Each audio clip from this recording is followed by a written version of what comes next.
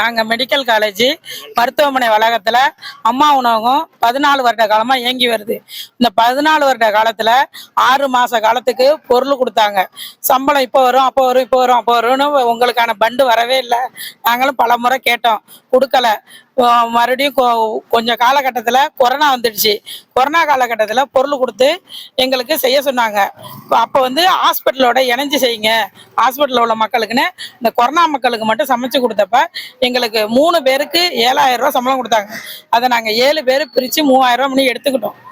இது வேற எந்த விதமான சம்பளமும் இது நாள் வரை எங்களுக்கு வரல. நாங்கள் பலமுறை பிடிஓ ஆஃபீஸ் மறுபடியும் போய் கேட்டப்ப பிடிஓ சார் சொன்னாங்க, உங்களால் முடிஞ்சதை போட்டு செஞ்சு எடுத்துங்கம்மா. அதுக்கு முன்னாடி சொன்னாங்க, ஒரு நாளைக்கு 3500 ரூபா பணம் கட்டணும், அப்படின்னா நாங்கள் சம்பளம் தரோம் அப்படின்னாங்க. அந்த அளவுக்கு இங்கே 3500 ரூபா கட்டுறதுக்கான ஓட்டம் இல்லை. ஏன்னா வாசல்ல எல்லாம் அன்னதானம் ஓடிக்கிட்டு இருந்துச்சு. சார் கொஞ்சம் பார்த்து தான் செய்யலாம் அப்படின்னு மறுபடியும் பிடிஓக்கள்லாம் மாறினப்ப மறுமறு பிடிஓ வந்தப்ப எங்களால் உங்களுக்கான பண்டு வரல, அதனால எங்களால் இப்போதைக்கு செய்ய முடியாது. உங்களால் நீங்கள் ஒரு குழு மாதிரி அமைஞ்சு செஞ்சீங்க, இப்போதைக்கு உங்களால் முடிஞ்சதை போட்டு செய்யுங்க, அதில் உள்ளதை நீங்கள் எடுத்துங்க, எங்களுக்கு பணமும் கட்ட வேண்டாம், எங்களால் எதுவும் பண்டு வரல, செய்ய முடியாதுன்ட்டாங்க.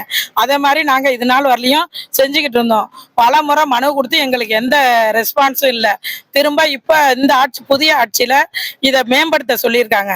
அதனால நாங்கள் இப்போ மனு கொடுக்கலான்னு வந்திருக்கோம். எங்களுக்கு ஏதாவது ஒரு நல்ல தீர்ப்பு கிடைக்குமாறு உங்கள்கிட்ட கேட்டுக்கிறோம், பேட்டி கொடுக்குறோம்.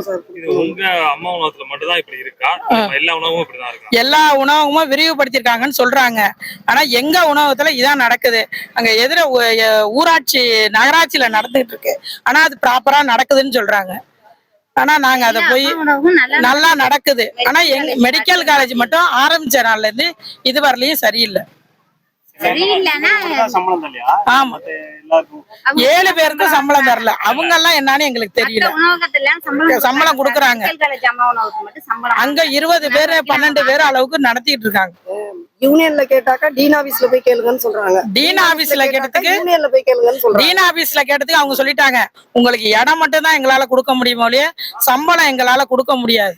நீங்க உங்களை யார் அமைச்சாங்களோ அங்க சம்பளம் கேளுங்கன்னு அவங்க சொல்லிட்டாங்க.